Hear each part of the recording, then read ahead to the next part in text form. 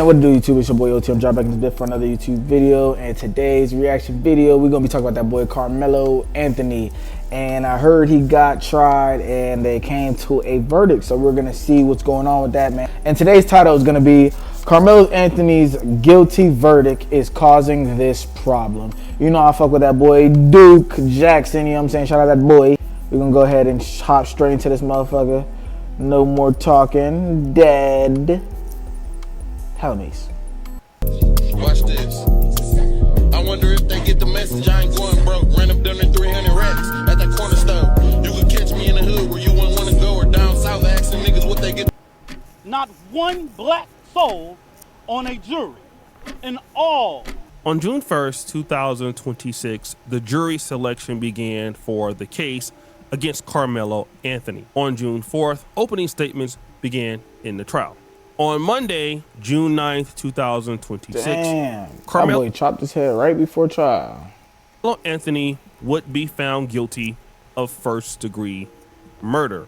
His sentencing was also delivered at that very same day, and the jury handing down a 35-year prison. That was quick as shit. Normally it'd be like a couple weeks, couple months. Them boys did everything same day.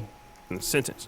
It's also important to know that the jury selection had no African Americans or Black Americans, and for what I understand, was mostly white. All white jury. But at the same time, man, we gotta realize, we gotta think, man. The state he's in is Texas, bro. I'm gonna keep it a bug, bro. Texas is a red state, man. Texas is a red state, bro. So y'all should already know what that means. Convicted him in 2 to 3 hours.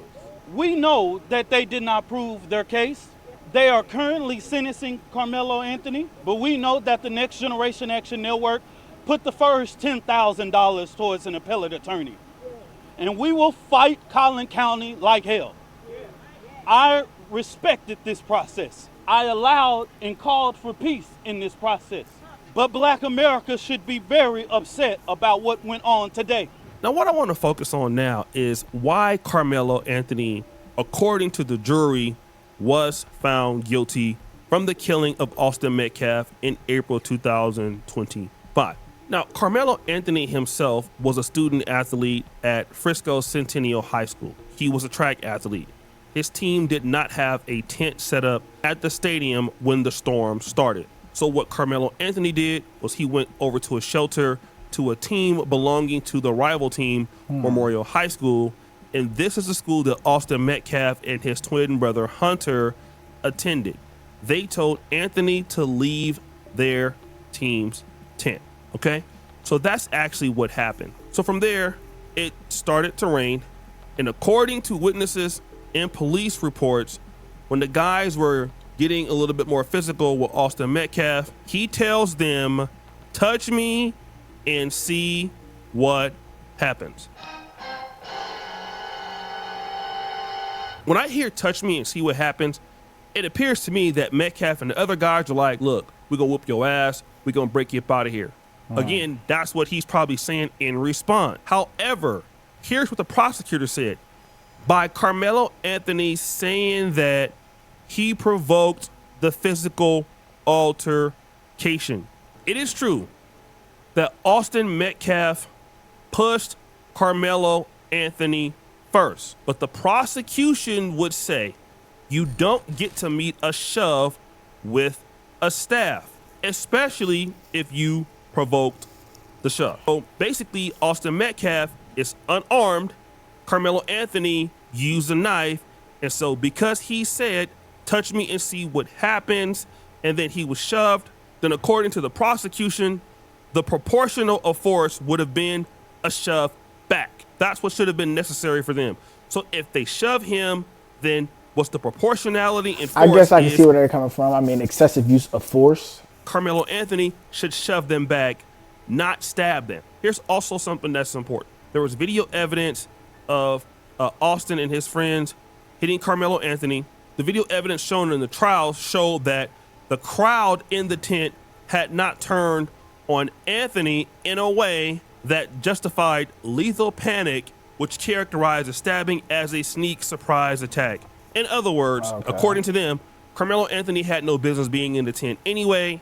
He had the opportunity to leave. He refused to leave. He shouldn't have been in that tent, and therefore he caused this on himself. That's what the prosecution was trying to prove. So the proportionality of force would not have been the same if Austin pushes him and then Karmelo pushes him back with the same amount of force. Then the guys would automatically beat up on him, and at that particular time, then the proportionality of force goes to the Metcalf twins, and who knows what else happens. 2-on-1. 2-on-1. I ain't even gonna lie. 2-on-1. That's an unfair. You know what I'm saying? But you gotta look at what he's fighting against now. He's in the state of Texas. His jury, they ain't no black jury people. Not saying that matters, but look at the cards he's dealt. Said, touch me and see what happens. Still, Mr. Austin Metcalf had no actual right to put his hands on Karmelo. He still had the right to object. Also, what Mr. Mike Howard tried to do, he tried to get the jury to select a lesser charge of manslaughter, okay? So if you're gonna convict him, he should be not guilty, but if he is guilty, give him manslaughter, which distinguishes the act of recklessness rather than the deliberate intent. I feel like if they definitely would have gave bro manslaughter, his charge would have been less than murder, actual murder. Though the jury ultimately chose premeditated or first degree murder. Although Mike Howard argued for sudden passion and for the jury to consider this to minimize prison time, it's important to understand that Karmelo. Nigga, I told my lawyer, nigga, I'm pushing for manslaughter. I'm not trying to push first degree, boy. Anthony was a successful track athlete. He was an underclassman, so he would be a senior in high school next year, and he was on the path to at least getting a D2 or D3 opportunity, maybe Division I in track and field. So he was not like some bad kid, okay? Another criticism, Karmelo Anthony did not take the stand on this trial. I ain't gonna lie, that's the best thing he could have done. Don't take the stand, fuck it. Have your lawyer talk for you, bro. You know what I'm saying? You're already down in the race, being the color you are, the state you're in. Yeah, fuck it, don't take the stand. Hell no. No way the defense attorney of Karmelo Anthony did not know these things about the judge and the DA and the father knowing each other. They took the photo off of Jeff's Facebook. And I said this on my live. I would never trust a defense attorney or an attorney in the local areas handling a high-profile case, especially like this one with Karmelo Anthony. There's no reason this attorney shouldn't have been well prepared. They had a year to prepare. So there's this whole idea believing that Mr. Mike Howard did not know that the district judge, John Rhodes Jr., and the first assistant district attorney, Bill Wersaike, however you say his name, and Austin Metcalf's father knew each other, all right? And so there was some level of... That's another thing. Foul play right there, because, you know what I'm saying, they're going to throw the book at him due to his relationship with the father of the victim. It's all foul play from what I'm looking at when it comes to the trial. I'm not talking about the situation. Situation is totally something different, bro. I ain't even gonna lie. Nigga, Anthony wigged out a little bit. I ain't even gonna cap. Now, this whole idea of the trial being rushed, it seemed incredibly fast to the public. I also heard that. But after this... I was thinking that too. I was like, bro, within a couple of days, you already got your verdict? That's a quick-ass fucking trial. Concluded. This is also what I heard. This young man who killed a beautiful young white person who was productive and was going to contribute to society, he should be made an example of by the law. They should give him the death penalty. Whoa. And then I thought, that's not good enough. It's not enough that he gets the death penalty. I started to think, how can we send a message to these killers? How can we send a message? We need a public execution. So this is white public supremacists. Execution is overly crazy. Sir, you need to find Jesus, bruh.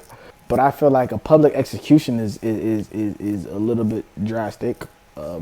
He's wildin'. He's fucking wildin'. Nick Fuentes. He's conflating the problem with violent blacks with Karmelo Anthony. And one of the solutions to what's going on with these violent blacks is to have public executions. The problem with this argument is Karmelo Anthony was on track to do very well in his life before this incident happened. He was an athlete in high school. He was doing well. He was college bound. So this is not the typical violent black kid that you see. And it's important to understand how they're trying to frame this. Also would say this. You have this